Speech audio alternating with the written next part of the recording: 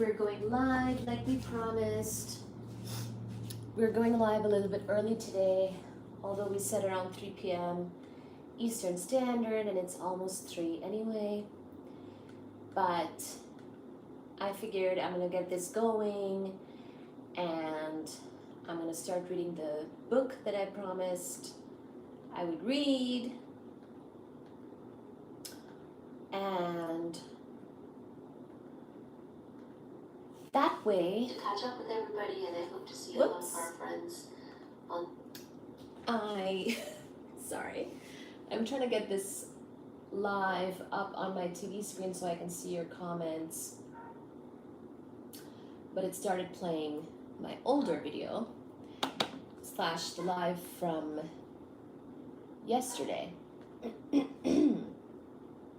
If you missed the live from yesterday, by the way, it will be under the live tab on my channel, and you can always find it there.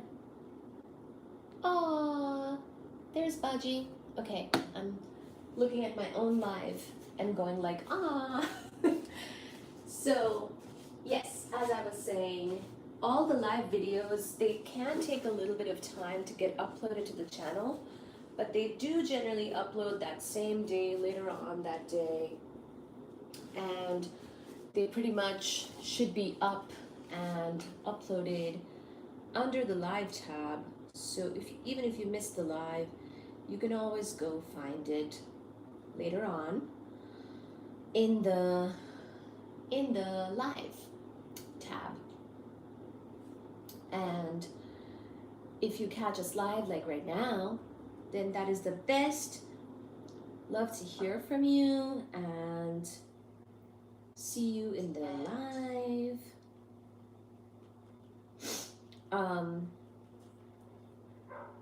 In real time, live right now would be the best way to catch us, because then we can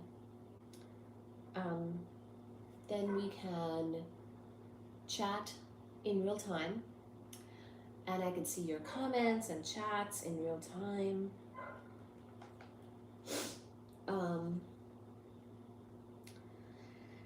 So yeah, let me just finish setting everything up, and then I'll start reading the book. And here is Baji giving you company. Hi Kayla! Hi, your cat is so cute. Thank you so much. How are you doing today? We are live,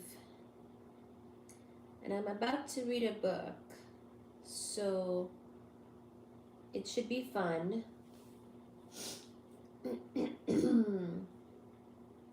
Kayla Daniel says, hi, your cat is so cute. Well, we love to hear from you, Kayla. Stick around, we're gonna read a book, and we'll be live for a while now. So, thank you so much for joining.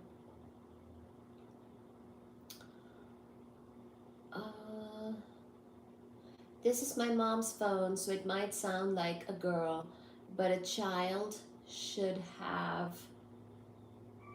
Your old boy, my mom does that, you know. Okay, I got you. So you're using your mom's phone. Okay, that's fine. Thank you for joining nonetheless. I'm glad you just used any phone to get on the live. That sounds great to me. Yeah, awesome. Thank you so much for joining, everyone. I'm gonna start reading a book here in just a second. I'm just making sure that the live is up on my channel and everyone can see and everything looks good, and you can see my I'm glad you just use any phone. Yes, yeah. Yes, any phone is good. Any phone, any tablet, any desktop computer. Hi, Addie. Addie said who? I love cats. Thank you, same here, me too. We love cats. We all love cats here, so thank you so very much for joining. Let's get this party rolling. Sorry, Baji. I might have disturbed Baji by moving the book. There's Fuji as well. How many you have? I have 3.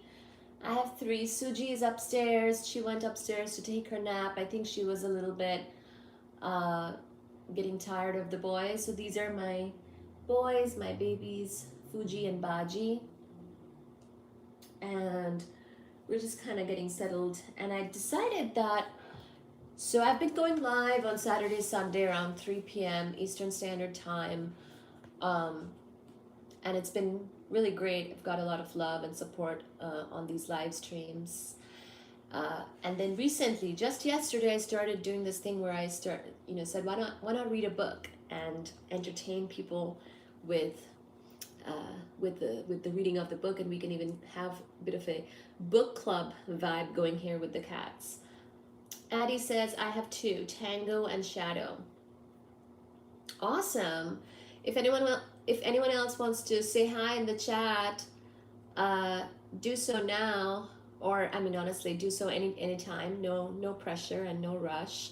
But I was gonna say I'm gonna start reading the book, so but I can always take breaks to say hi back in the middle too, so no worries about that. Heike, hi Heike Jacko, handsome Baji. Yes, thank you so much. Thank you.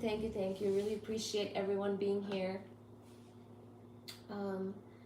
Thank you so much. All right. I'm gonna start reading now, and then I'm gonna take breaks to see the comments and catch up with everyone, okay?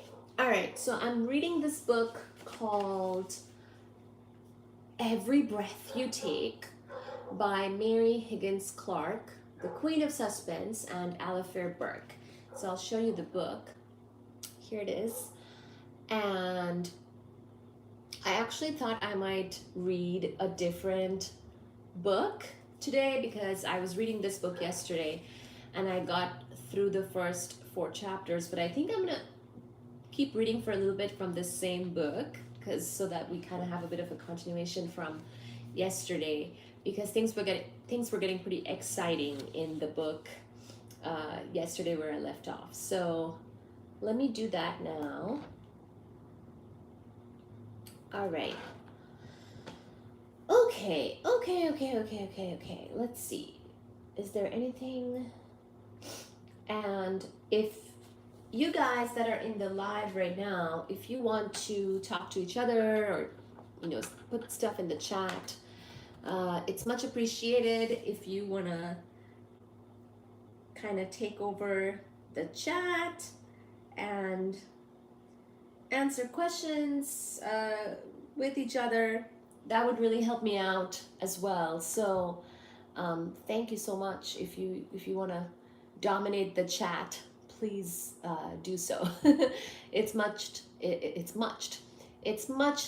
appreciated and encouraged. Please keep dominating the chat. Okay. So chapter 5, Grace and Jerry nearly spilled through her door the second Ryan escorted Ivan out of her office.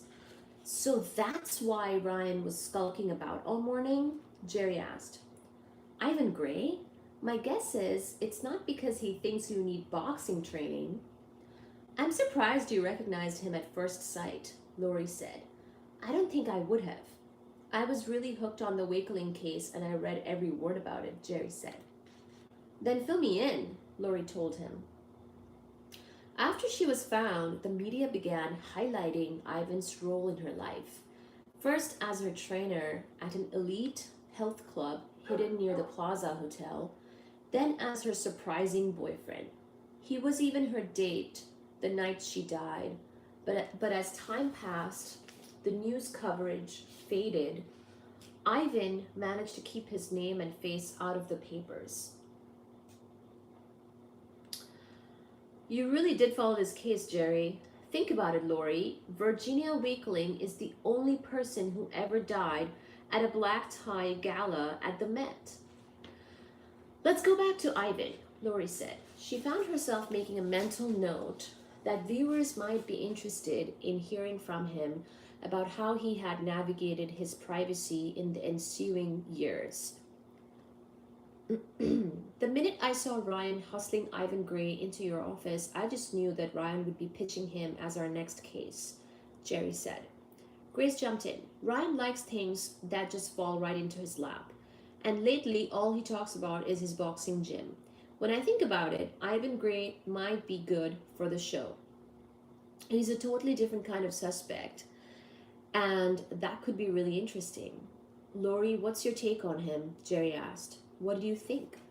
She shrugged. It was a short meeting, but my gut says it's not right for us. It's a very recent case. I assume the police are still investigating, and maybe I'm being unfair based on the age differences and the amounts of money at stake, but Ivan struck me as dishonest. You know me, I won't label someone as a killer without hard evidence, but I can see why Virginia's family was suspect about his intentions. So you think he's a gold digger? Grace concluded. You said it, not me. The setting would be amazing, Jerry said. I mean, the Met.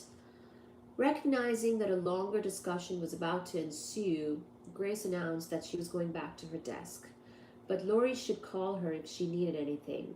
Once she was gone, Jerry immediately continued his point. Lori, we couldn't ask for a more glamorous, iconic setting. The annual costume exhibit is one of the most famous parties in the world, and the night when Virginia was killed, the theme was Fashion of First Ladies, featuring the clothing of America's first ladies throughout history. I hate to be cynical, but even if we just had rehashed what we know from news reports, the film footage alone would be catnip for viewers. That's funny that there is the word catnip in this story. just, just, uh, just as a side note. Sometimes I might infuse some side notes into my narration here. All right. Let me use this angle. And thank you to those who are staying in the live. Very nice to see you still here. Thank you so much for supporting. And feel free to chat in the chat section. Trust me, Jerry, I know. But we can't even be sure the museum will let us film there. Then let me find out. I can make some calls. Lori rarely cut Jerry off, but she found herself holding up a palm now. She knew that the Met Gala was the museum's biggest fundraising event of the year. She knew it drew top celebrities and the city's most generous donors. She knew that people held viewing parties at home to weigh in on the red carpet's fashion hits and misses. And as a member of the museum's board of trustees, Virginia would have been front and center on the red carpet. Lori didn't need Jerry to tell her all the reasons the case would make for great television. All right.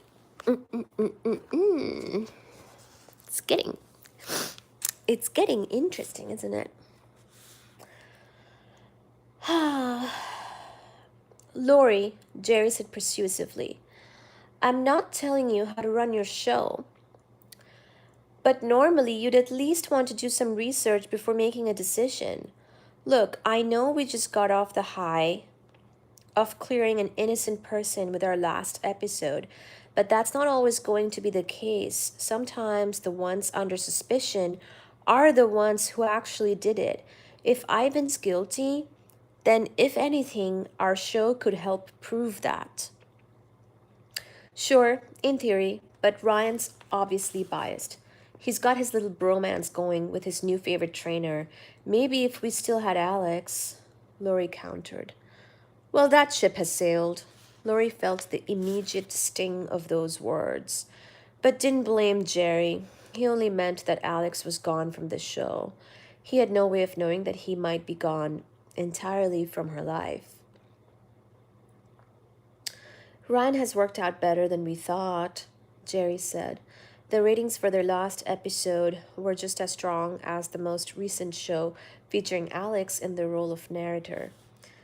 Granted, that's true, she conceded, but Ryan's not objective. I fought him tooth and nail on the last special because he was so sure that he was right. And he wasn't. I can already see the same thing happening again with Ivan, but this time would be worse. Ryan would be the trusted contact person with the central suspect. Oh, hi. Hi, Kid with Yuke. How are you? I'm reading from that same book as last time from yesterday. I'm just going to read a few more chapters, but if you want to chat in the live, go for it. Chat with each other. Jerry nodded, showing that he got her point. It would be one more step toward turning over control of her show to someone else. So, okay then, no Virginia Wakeling investigation. We'll find something else. He was about to leave her office when she stopped him. See if you can find out if filming at the Met is even a possibility. He looked surprised by the request, as if he had thought the subject had been put to rest. I'm the one preaching about keeping an open mind, right? Lori asked. Well, might as well start now. All right. So that was chapter 5. How are you guys doing? Hey. Hi, Kid with Hugh. How are you? How are you doing? I need to find a way to keep my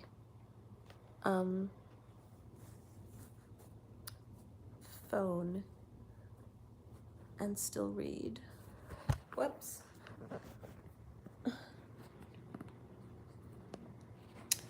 Good. Okay, perfect. Yay. Sorry. Give me 1 second. Give me 1 second. Okay, is that better?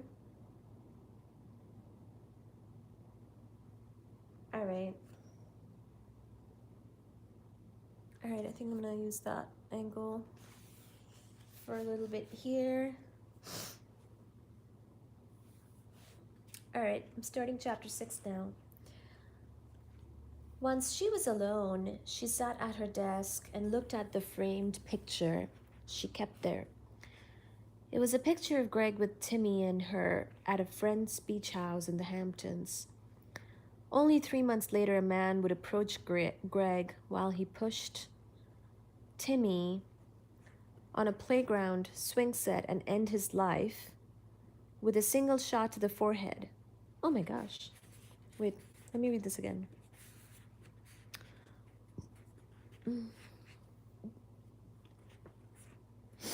Once she was alone, she sat at her desk and looked at the framed picture she kept there. It was a picture of Greg with Timmy and her at a friend's beach house in the Hamptons. Only 3 months later, a man would approach Greg while he pushed Timmy on a playground swing set and end his life with a single shot to the forehead. After Greg died, she went through a period where she could barely make herself work.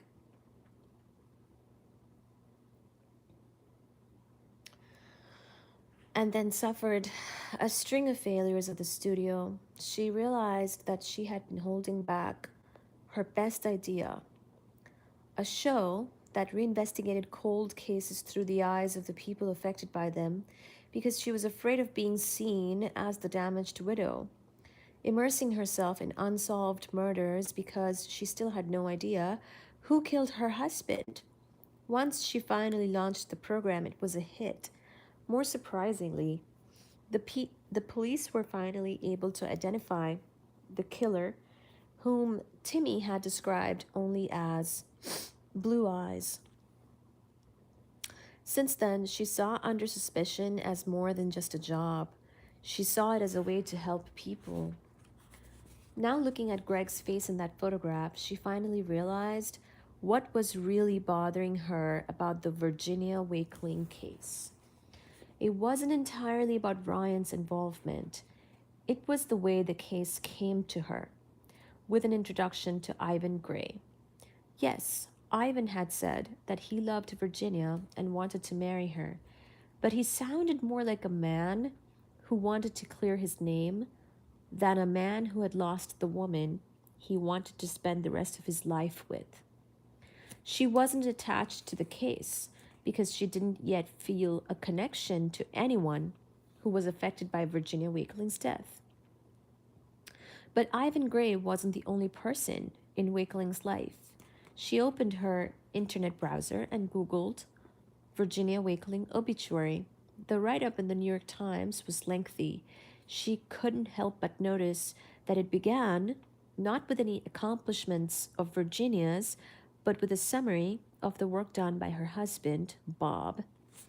The developer had made a fortune by transforming what was once a rundown industrial area of Long Island City into a thriving neighborhood of high-rise luxury apartments and trendy restaurants, all within minutes of Manhattan. The obituary then went on to note Virginia's work as a philanthropist after she was widowed 5 years earlier. She endowed a charity that promoted childhood literacy by providing new books to inner city children. She was recently honored by Dress for Success, a charity that provided professional attire to women working toward self-sufficiency. A long list of arts and cultural organizations and institutions followed. Mrs. Wakeling is survived by her daughter, Anna Wakeling, son-in-law, Peter Browning, son, Carter, and grandchildren, Robert III, and Vanessa. It was too early to know whether Ivan Gray could be trusted or not, but she believed him about one thing. Virginia had spent decades as a wife and mother, and had begun a remarkable new phase of her life on her own. She had to have been loved, if not by Ivan, then by others. She had 2 children who lost their father and then their mother only 5 years later. They, like Lori and Timmy at one time, went to bed each night unsure about who had killed their mother, if indeed anyone had killed her, and why. When she looked at the case from their perspective and not Ivan's, Lori found herself caring. She had promised to keep an open mind, and now she would. So that was chapter 6. Hi Sid. How are you? Let's see. What did I miss? Hi Syed, how are you doing? Where is everyone joining from? Hello. I'm reading this book, Every Breath You Take. It's a murder mystery. It's my favorite genre. And I figured to spice it up a bit, we're going to do the cat live stream, plus maybe a bit of book reading. And then I started to kind of enjoy this book and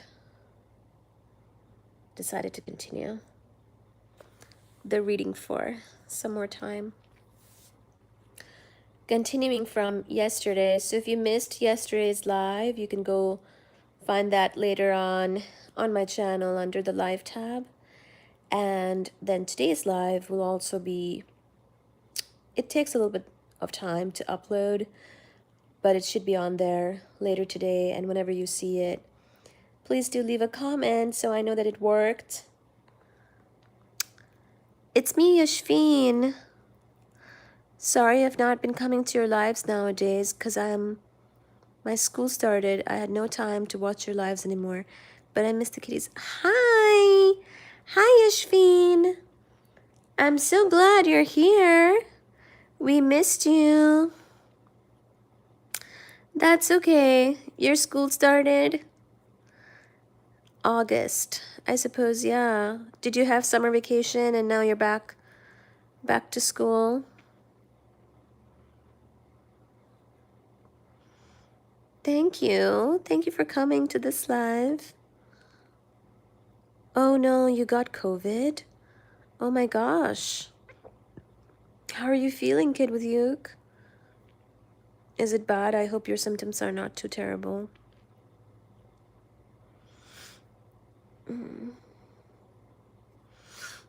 We're good.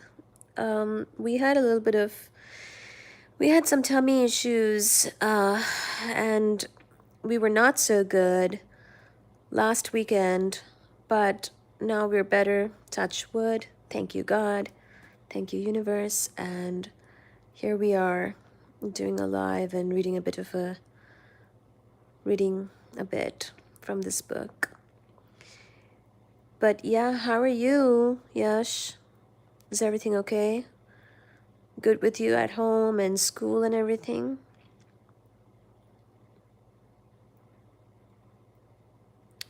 Suji is upstairs. She is taking a nap upstairs. I just have Baji and Fuji with me down here. Yeah. Okay. Good. Kid with you, which grade are you in? Yash says I'm good. Yay. I'm glad. Is school very busy?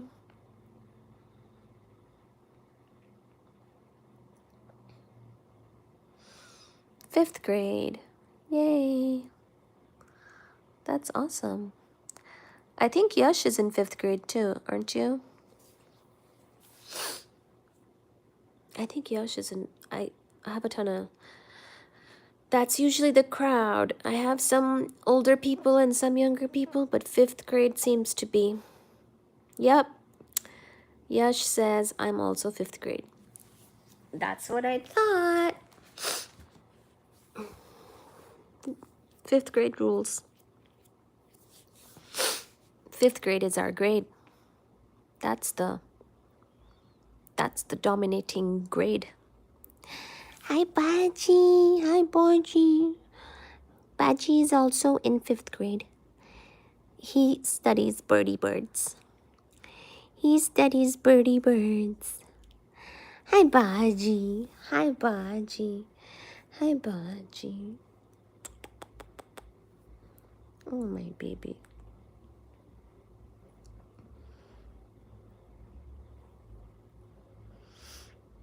Do me a favor and like the live and share it if you can. And also when the live finishes uploading, so it takes a little bit of time sometimes to upload, if you could please leave a comment there so I know that it uploaded and it's working. But my class has no rules. My favorite teacher is my class teacher. Ooh, that's awesome that your favorite teacher is the class teacher. Yay.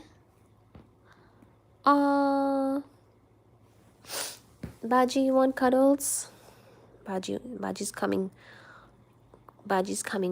to mom for cuddles. Look at this. Baji's coming to mom for cuddles.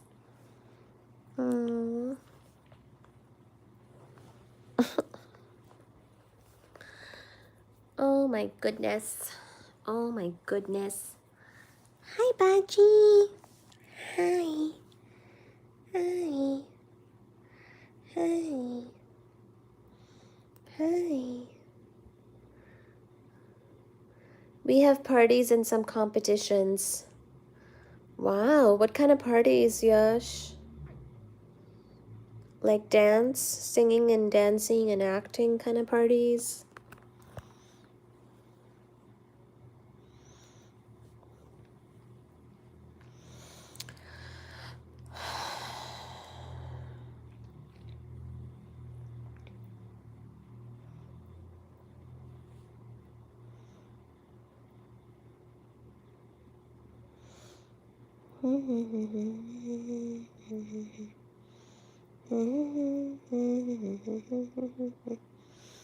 All right, I'm gonna keep reading.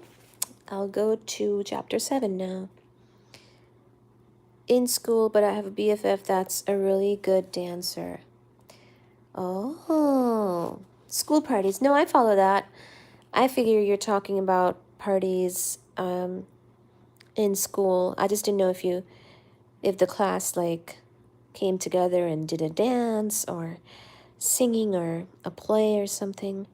Because we used to do that when I was in 5th grade, 4th grade, 3rd grade. I used to play a lot of different characters in like some sort of like informal class plays and stuff. And it was really fun. BFF, that's a really good dancer. That's awesome. I remember playing Red Riding Hood and Helen of Troy. Her name is Samia. Wow, pretty name. Samia. Hello to Samia. Is she going to join our live sometime? We should welcome her here. We should welcome her here. Buju, buju, buju. You're a good boy. Baji's a good boy. Baji wanted love. Baji wanted love and attention. All right. I'm gonna read a little bit more.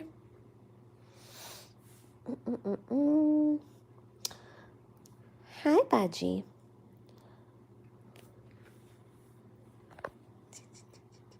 He wants cuddles. He wants cuddles. He wants cuddles. He wants cuddles. He wants cuddles. All right. Leo Farley hopped into the car waiting for him outside the building on Randall's Island, feeling as if he were 20 years younger. He was 65 years old. If someone had asked him a decade earlier to look into a crystal ball and envision his retirement, he never would have predicted his current life. Sorry, I'm getting distracted by Baji's face. She is not really a live watching person. Okay, well, maybe she could watch the videos when they post as videos.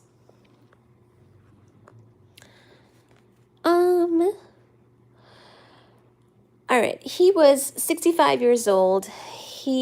If someone had asked him a decade earlier to look into a crystal ball and envision his retirement, he never would have predicted his current life. His wife Eileen died much too young. Then his daughter's husband, Greg, was murdered under circumstances none of them could have predicted. Leo had never been the planning type, but he had always assumed he would still be on the job by the time his number came up. But contrary to what he had expected, he had retired 6 years ago at the age of 59 to help his daughter, Lori, raise her son, Timmy. Okay, bye, Yash. See you. Don't be a stranger. Yep, see you. I'll come back when you're live again tomorrow, okay? Okay, tomorrow I have work, but I'll figure it out. I'll see if I can go live tomorrow. But I'm going to do these a lot more frequently going forwards. Yes, please do join the live whenever you can. And I'll see you. Bye. Lots of love. Bye-bye. See you next time. Yash. We'll stay on. Alright, so we're now talking about Leo Farley, Laura's dad. Contrary to what he had expected, he had retired 6 years ago at the age of 59 to help his daughter, Lori, raise her son, Timmy. He went from roll calls and classified briefings to oatmeal breakfasts, walks to St. David's, and chicken dinners at his daughter's apartment. He was an apple who never thought he'd be an orange. He had gone from being the first deputy commissioner of the NYPD to being a retiree who was helping raise his grandson. But then, 3 months ago, he had been invited to join an anti-terrorism task force with the NYPD, with headquarters right across the Triborough Bridge from the Upper East Side. He would work several evenings each month, such as tonight, and could do much of his work from home, leaving plenty of time to be around for Timmy and Lori.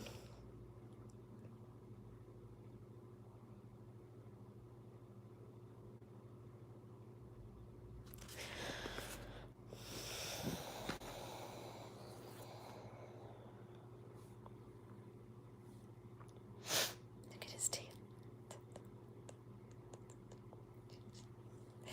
He's so cute. So cute. All right. By the time he got back to Manhattan, Lori already had dinner on the table.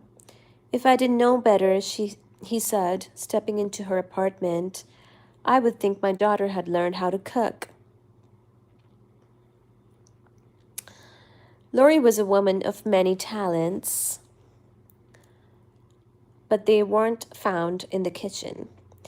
I am tempted to tell you that I found a new recipe, she said.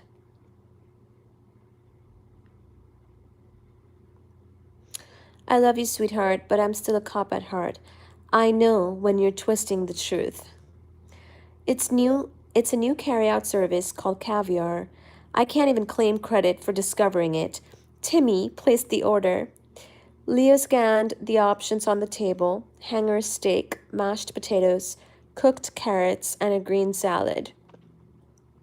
Sorry to use up your one red meat night for the week, Dad, Lori said, but this place is supposed to be fantastic.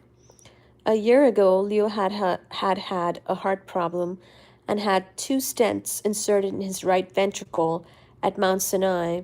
He wished Lori had never known about the procedure, because now she was determined to transform him into a gluten-free, miserable vegan.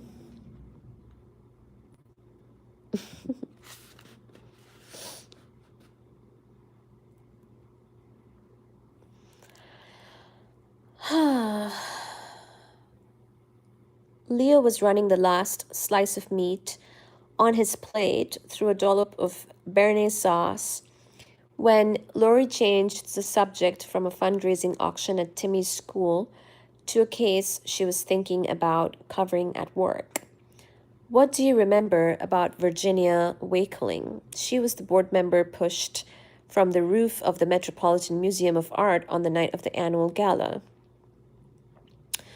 By then, Leo had already retired from the NYPD, but the case had been front page news for at least a couple of weeks.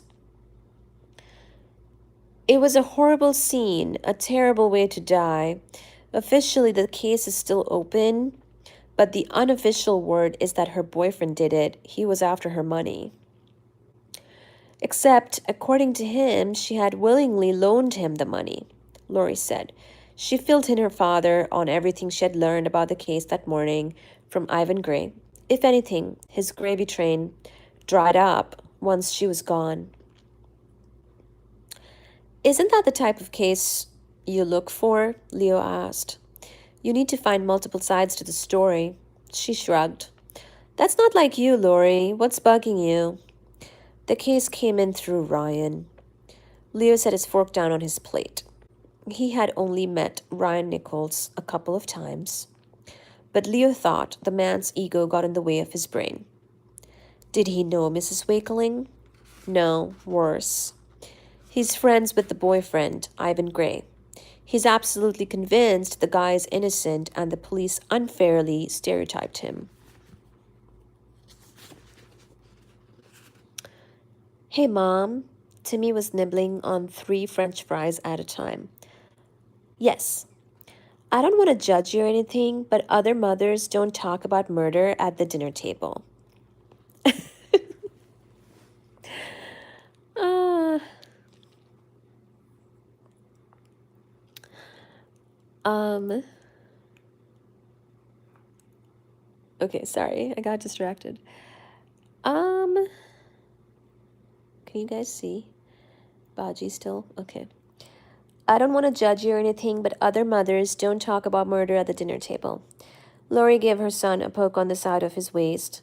How are you going to be the #1 detective in all of North America if we don't poison your mind at a young age? The head of security at the Met is on this anti-terrorism task force I joined. We were just meeting about potential threats at high occupancy targets. The head of detectives for the Central Park precinct is part of the group too. Do you want me to see what I can find out about the state of the pending investigation? Leo asked. Lori was beaming at him as she cleared the dishes. Is there anyone in this city you don't know, Dad? He made 2 calls, one to the head of security at the Met and one to a homicide detective he knew. Neither was detailed, but they ended in the same conclusion. He found Lori in the kitchen, loading the dishwasher. Sorry, kiddo, I'm no fan of Ryan, but this case might be right up your alley. How so? She asked. It's chilly to the extent the police aren't working active leads, but apparently there are still plenty of angles for you to pursue.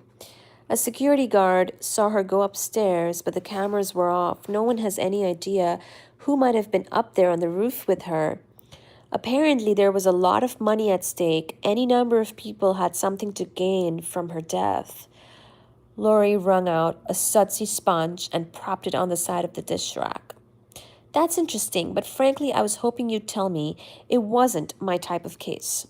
Nope. From what I can tell, you might be able to do some good here. They need a new lead, or the case might go ice cold. I don't know. I've always been the lead contact for the person who's quote unquote under suspicion. If we do this, I'll be ceding a certain amount of power to Ryan. Well, for what it's worth, the head of Met Security said he'd be willing to meet with you anytime you want. He was there the night Wakeling died. I know better than to tell you what to do, but don't turn a good case away just because it comes from Ryan. Even a broken clock is right twice a day. Leo had little regard for Ryan, but he had a feeling that Lori had her own reasons for resenting the young lawyer. It was about Alex Buckley, not Ryan. She looks so unhappy. Of course she misses him. How could she not? And Timmy and I miss him too, he thought. Aw. Alex Buckley looked out the oversized windows of his apartment's living room, staring at the lights reflecting off the East River. The call had ended, but he still held the phone in his hand, replaying the words he had just heard from the other end of the line. He had known for weeks that his name was under consideration, but the entire process had seemed like practice for a dance that might not end until years down the road. But tonight, he got the call from the senior senator of New York, who had just spoken personally with the President of the United States. It was going to happen. Yes, he said to himself triumphantly, raising his free hand into a small fist pump. He heard his butler, Raymond, clear his throat as he entered the room. No snow yet, Raymond? He asked. The forecast was predicting the first snow of winter. They'd made it through New Year's without a flake. But Raymond had something else on his mind. Is that the call you were hoping for? He asked. It was indeed. I'll go to D.C. next week to fill out the rest of the questionnaire required for Senate confirmation. Oh. I've been warned. The process is grueling.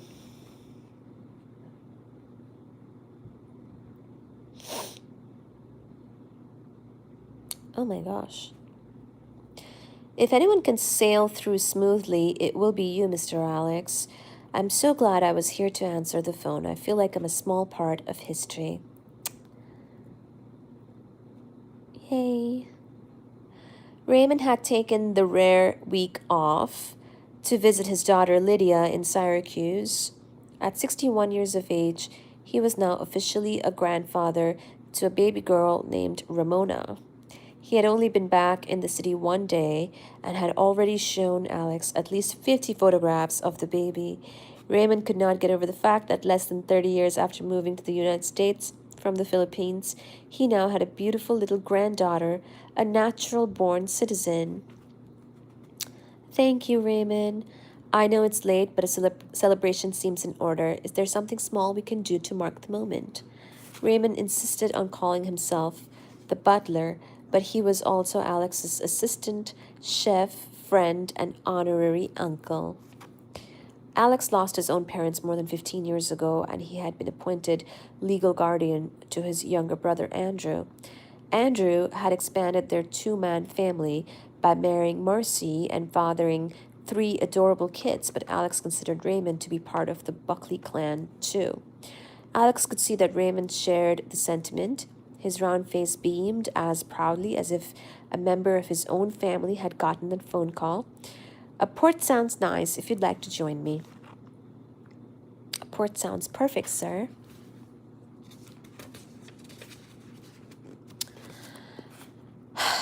The senator's phone call had been to notify Alex that the president was nominating him for a judicial appointment to the United States District Court of the Southern District of New York. It was one of the most prestigious trial court positions in the country. A press release would go out first thing in the morning. Raymond returned with a small silver tray, topped with 2 port glasses. Perfect timing, he commented. Looking out the window, the snow was starting to fall.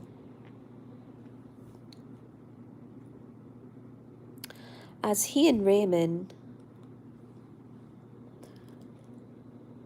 held up their glasses for a toast, Alex realized that even though he was about to be named for a dream job, part of him would have been even happier if the phone call had been from someone else. He went to bed that night thinking not about a career on the bench, but about Lori Moran. A little more than 2 months ago, he had taken a risk with their relationship, telling her that he needed to step back from her until she was truly ready to let him into her life. He looked out the window at the snow, wishing he could watch it fall with Lori. Was she ever going to call?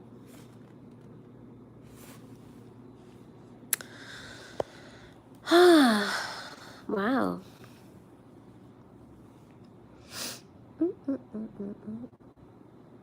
How's everyone doing?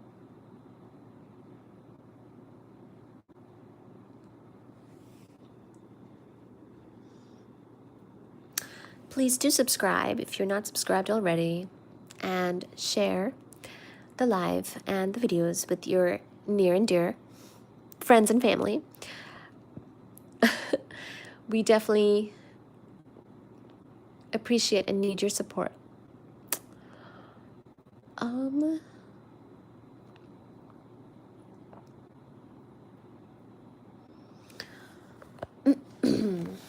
I like this book, honestly.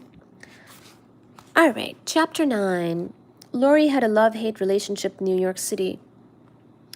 Some days she stepped outside, looked up at the towering buildings, soaked in the anonymity of walking on a crowded sidewalk, and thought to herself how lucky she was to live in the most exciting city on earth.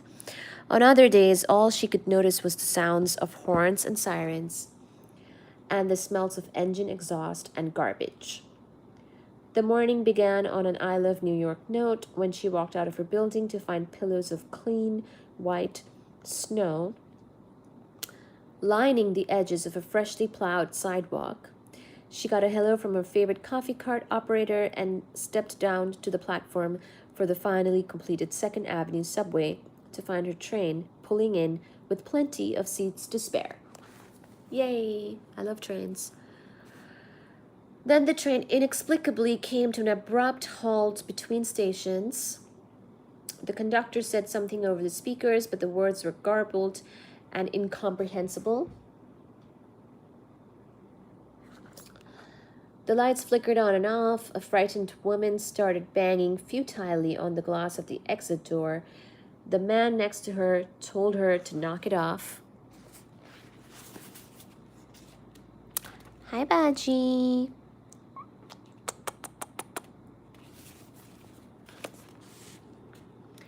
Other passengers picked sides in the heated but pointless debate that ensued.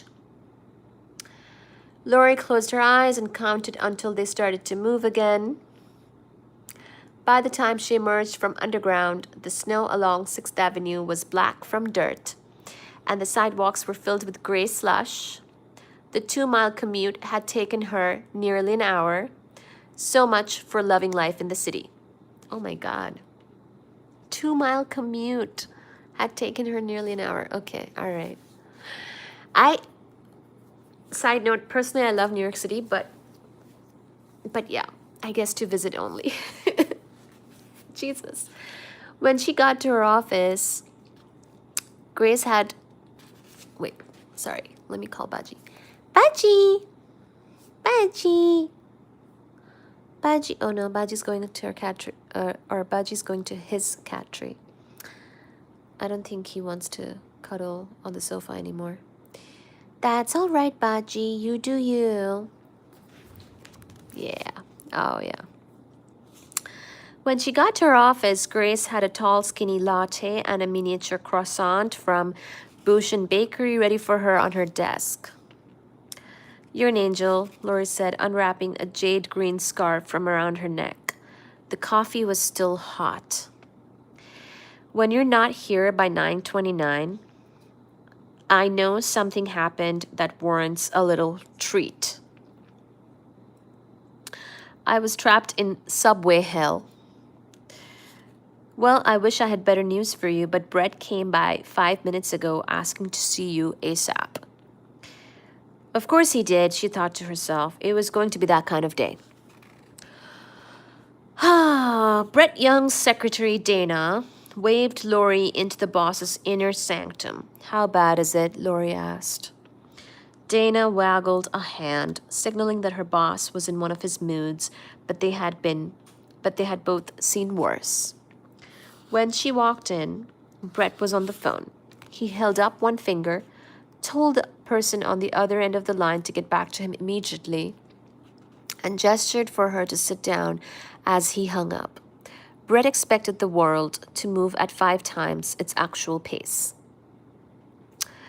Why aren't you covering the Virginia Wakeling case? He asked. Who said I wasn't? So you're doing it? Why didn't you tell me? The subject was only raised yesterday, Brett. It's under consideration. All right, let me put down this. How do I do the thing where I put the phone down in a good spot? Oh, I know. Does that work?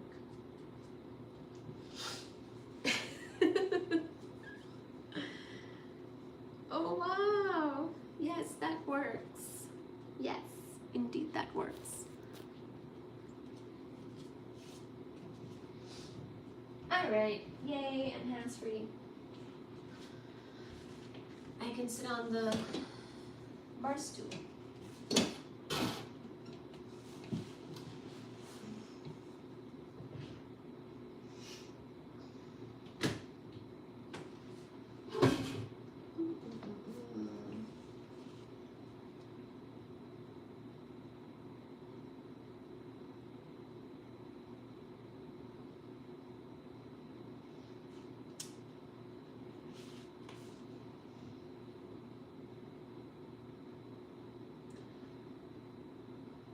Why aren't you covering the Virginia Wakeling case? He asked. Who said I wasn't? So you're doing it? Why didn't you tell me? The subject was only raised yesterday, Brett. It's under consideration. There's nothing to consider, it's perfect. Better than anything you've featured so far. The insult burned. Where's this coming from, Brett? I would have thought by now that I earned a certain amount of trust. They'd had 4 features in the Under Suspicion series, and each had been a hit in the ratings. The episodes also triggered viral social media activity on Twitter and Facebook that helped grow the kind of young, trend-setting audience that advertisers craved.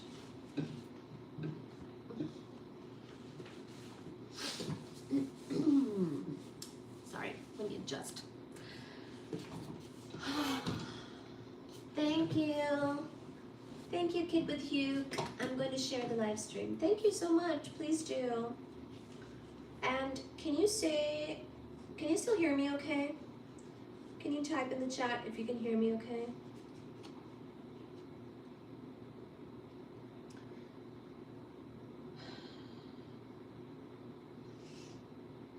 The episodes also triggered viral social media activity on Twitter and Facebook that helped grow the kind of young 7 p.m. trend-setting audience that advertisers craved. Hi! Brett waved a hand dismissively as if to tell her to get over herself. I'm the guy who pays the bills, which means I get to nose around when I think you're missing the boat. You're not missing the boat? I'm honestly confused about what you're asking me, Brett. A little bird told me that you have some beef against the muscle man boyfriend. What's his name? Igor? Ivan Gray. Perfect name for a murderer. I love it. I don't have a beef, Brett, and he may or may not be the murderer. That's why I do due diligence before jumping in. 3 words, Lori. It doesn't matter. She started to protest, but he immediately cut her off. I don't care if Ivan, Igor, whatever, is guilty or innocent. It's a rich lady in a formal gown thrown to her death from the roof of the Metropolitan Museum of Art doing their fanciest event of the year. The black hair, pale skin, and blood against a snowy Central Park backdrop. Celebrities in dresses. It's a no-brainer. I never said no, Brett. Well, you apparently didn't say yes either. We don't know yet if the family will participate. We don't know if the Met will let us film there. There's work to be done. Well, thank you, Kid with Hugh. You shared the live. Thank you so much. Thank you. I actually don't know if I like this angle or not. Hi. Hi. Hi, Baji. I think Baji wanted us to discover his top cat condo floor and hold hands. Ah. Ah. Oh.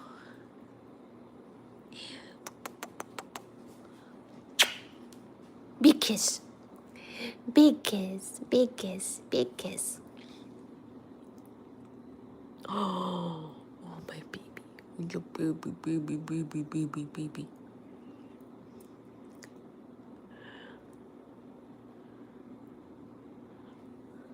All right. Where's my book?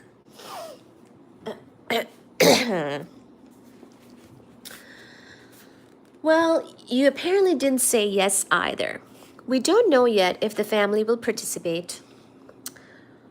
We don't know if the Met will let us film there. There's work to be done. Then go do it. Here's the deal. Unless you come back here with a darn good reason, your next case is Virginia Wakeling.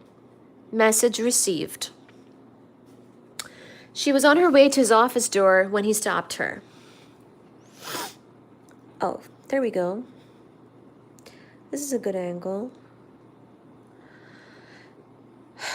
Don't sue me for being politically incorrect, Lori, but sometimes I wonder why you're so hard on Ryan. You're like 2 little kids chasing each other on the playground. I confess it's kind of fun to watch the two of you go at it. He's single, you know, a real catch, if you ask me. Lori managed to keep down her half-consumed latte. She had just gotten back to her office and was about to call Ryan when a New York Times alert popped up on her phone. White House names celebrity defense attorney to elite federal bench. White House names celebrity defense attorney to elite federal bench. She clicked on the alert to see a photograph of Alex. It was one of her favorites, the headshot the studio had taken when he first joined as the narrator of her show. His blue-green eyes looked straight through the camera behind black-rimmed glasses. She felt the latte stirring again. She knew how Alex dreamed of being a federal judge. He always assumed that his work as a criminal defense lawyer might stand in the way of an appointment. Now he was finally getting his dream job. She pictured him getting a phone call from a senator or perhaps even the White House directly. She wondered whether he even thought to call her with the news or if he had totally moved on without her. Her thoughts were interrupted by a tap on the door. It was Ryan. She didn't bother trying to hide a roll of her eyes. Ryan, we agreed to take a day to think it over. You didn't need to go over my head to Brett. I'm sorry, Lori. He did not sound at all sorry. I saw the way you looked at Ivan yesterday. You don't believe him. You don't know me well enough to assume to know what I'm thinking, Ryan. For what it's worth, I did some research last night to address my concerns that the case might be too fresh. She didn't see the need to tell him that the relevant phone calls had been made by her father. I was going to move forward with the investigation anyway. Jumping to conclusions and pulling power plays with the boss is not the way to make friends around here. With all due respect, Lori, making friends isn't my priority. Ivan will be here in 15 minutes. He's ready to tell us about the other suspects.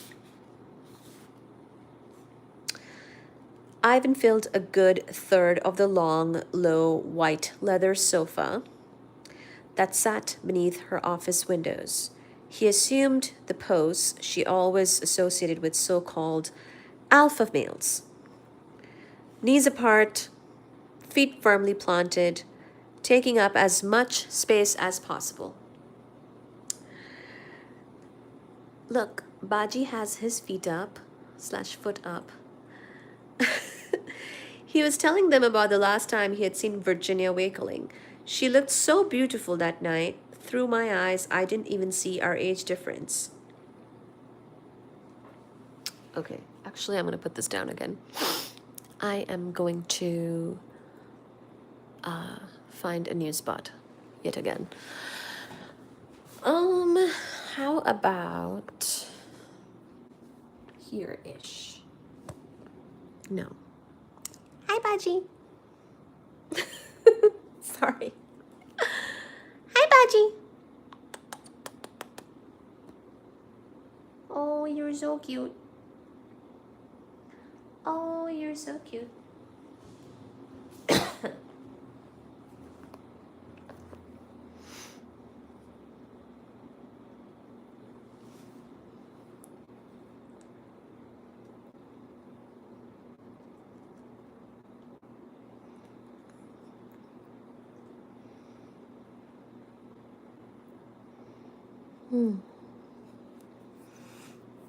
All right, let's do this thing.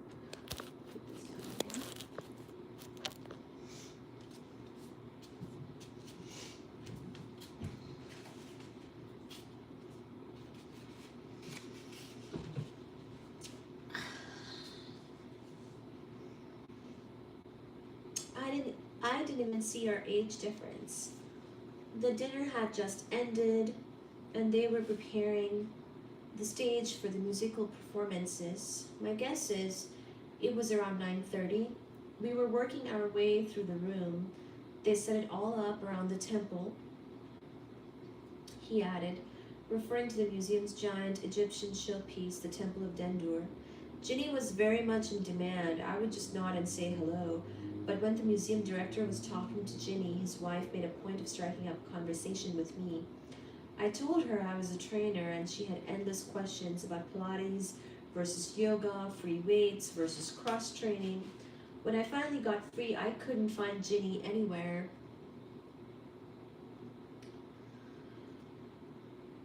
Where were you when you found out that she had died? In the main hall. I had worked my way there after not finding her in the temple. I was looking for her when I heard the sounds of people in shock. Then a woman screamed something about a woman in a blue gown. I knew right then in my gut that something had happened to Ginny. A guard said later that she had asked to go up to the roof for fresh air. Someone must have followed her upstairs and pushed her. It's getting exciting.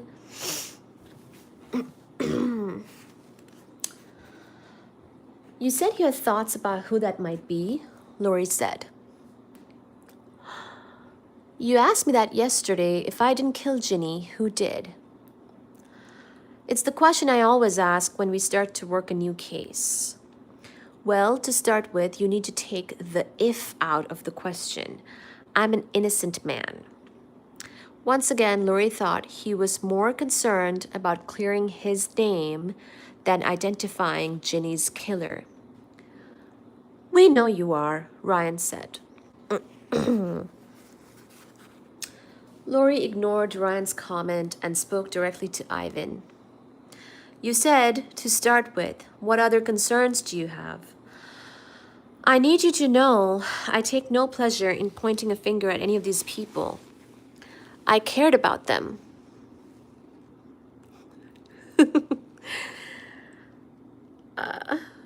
Whether or not they felt the same way toward me. Fair enough, she said. Ivan took a deep breath, as if to steel himself for what he was about to say.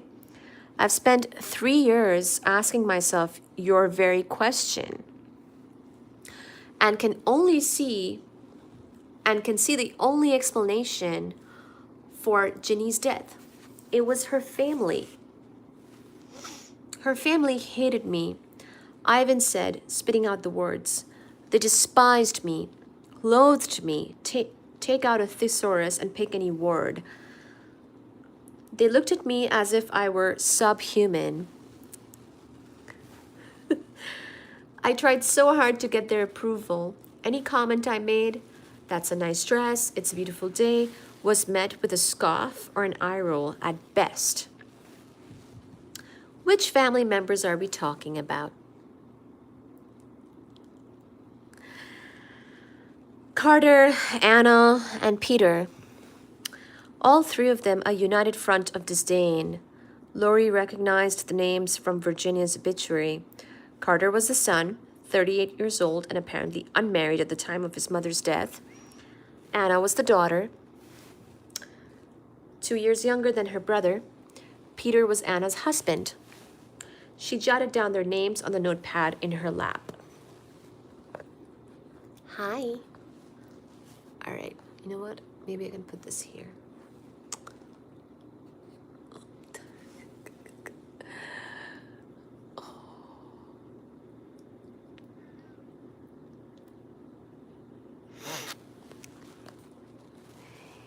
You're so cute.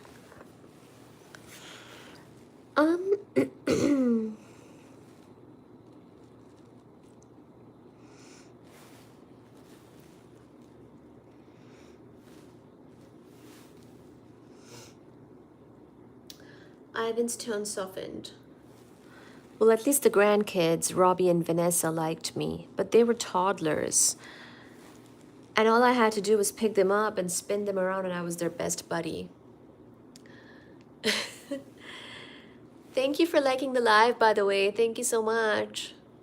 Thank you for liking, subscribing, sharing. He smiled sadly at some memory he was having of the kids, who might have been his step-grandchildren if things had worked out differently. Why did the family dislike you so much? Lori asked. If you asked them, they'd say I was too young, too poor, and only after their mother for one reason. But honestly, I don't think their feelings had anything to do with me personally. They would have found a reason to disapprove of anyone Ginny allowed into her life.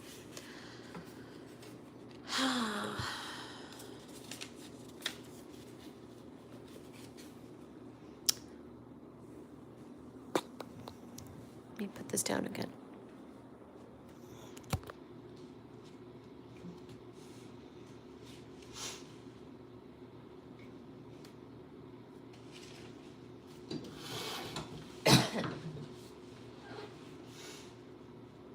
Her husband had passed on 5 years earlier. They didn't want her to find happiness with someone else. Lori remembered one of her last conversations with Alex. I know this sounds cold, Lori, but it's been 6 years. 6 years since Greg was murdered, and still, she had pushed Alex away so many times that he had tired of waiting. They didn't want her to change. Ginny loved her husband, don't get me wrong, but in the time I knew her, I saw her grow from under his shadow. She was sharper, funnier, more alive, and as much as I'd like to say it was because of me, it wasn't. But that's not how her kids saw it. They thought their mother was going through a phase. They wanted her to be the same exact woman as when she had been Mrs. Robert Wakeling. That may have been a reason not to like you, Lori said, but I'm afraid I don't understand why you suspect them of killing their mother.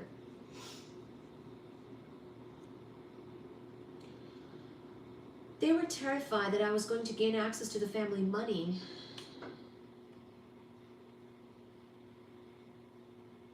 When Ginny and I were talking about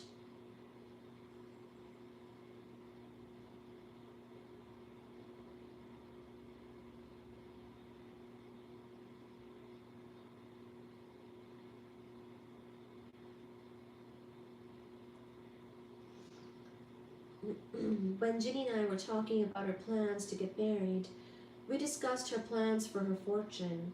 She left behind a $200 million estate, plus half the shares in Wakeling Development. Lori resisted the urge to let out a whistle. She wrote $200 million on her notepad and underlined it 3 times. So obviously I was going to sign a prenup, which I completely understood, but she thought her children should be self-sufficient. She was going to cut them off? Ryan asked. Not precisely. After Bob died, Anna and Carter took over the family business and each held a quarter of the stock. She never would have taken control of the company from them. The plan all along was for Ginny to leave them the rest of the stock when she passed. But she was coming around to the view that people are strongest when they're self-made. As her husband Bob was, Lori noted. Precisely, she had no problem giving someone a head start.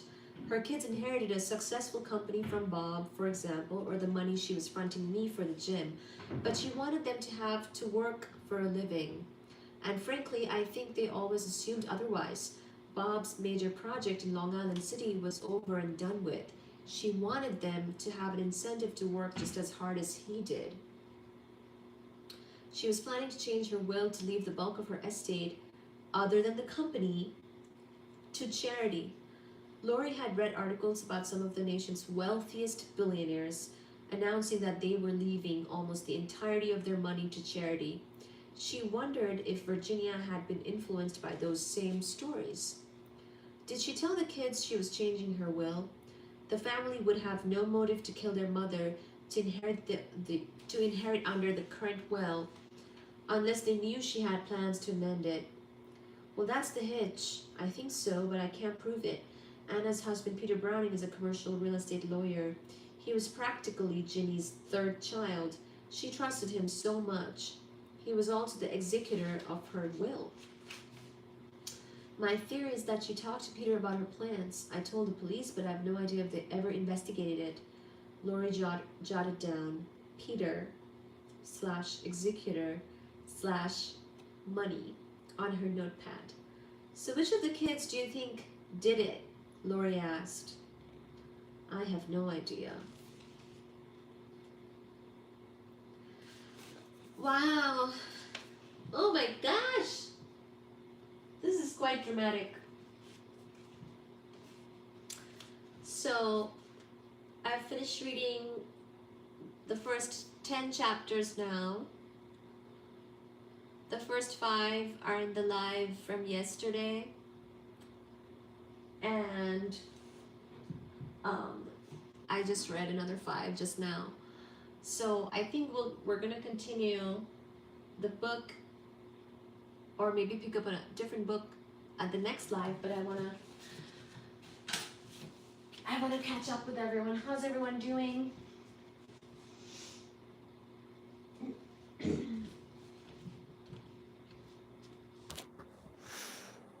Before I go to the gym, I want to ask how everyone is doing.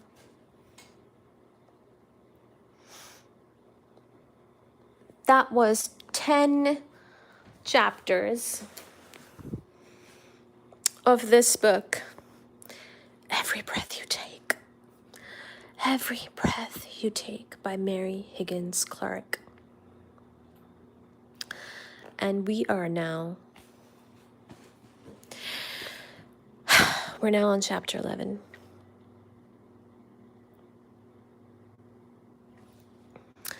Thank you for the stream and reading very well. Thank you, Heike. Thank you. Thank you for being here. Really, really, really, really, really appreciate it. I am going to continue at the next live, although we can still chat for a little bit right now. I just wanted to do this live and catch up and do a bit of reading and continue this kitty and book club, and then I'm gonna head to the gym and I'm gonna post some content for the week. I have some videos and shorts lined up for the upcoming week, so please do check those out on the channel.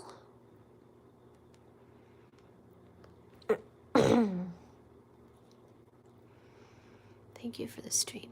Reading very well. Do I read well? That's nice. I do like reading. I do like reading and writing. I write my own books too. And maybe someday I'll read from there too. But I thought this book was kind of fun. It kind of got interesting. It's kind of fun.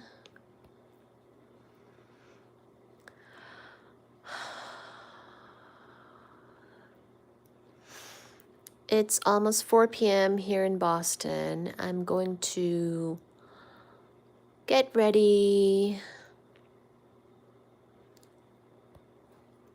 and go to the gym. I'll do some swimming. And I'll do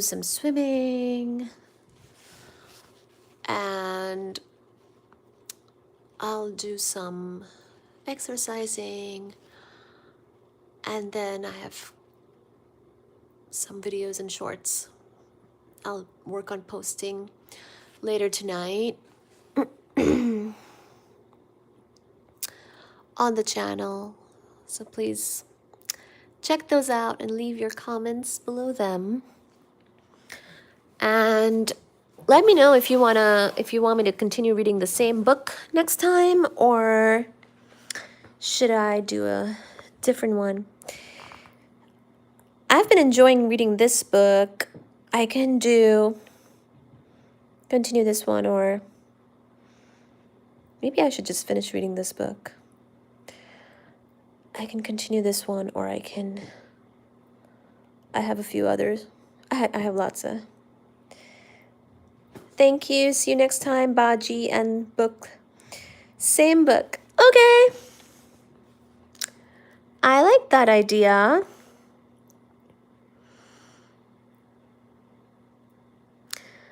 All right, we'll continue. We will continue the same book. All right. Thank you so very much, everyone, for joining. Please share the live. Please like it. Please subscribe. Please comment on the video once it posts. This live video replay will post on the channel. It'll finish uploading. It takes a little time to upload. Once it finishes uploading, you can actually go back and see the whole video again. You can play it however you like, and you can see this, you can read or basically listen to this book again if you like an audiobook, and enjoy later on when it finishes uploading. So enjoy. Thank you so much. Have a great rest of your day or night. Good night if it's nighttime. If not, good morning, good afternoon. Much love.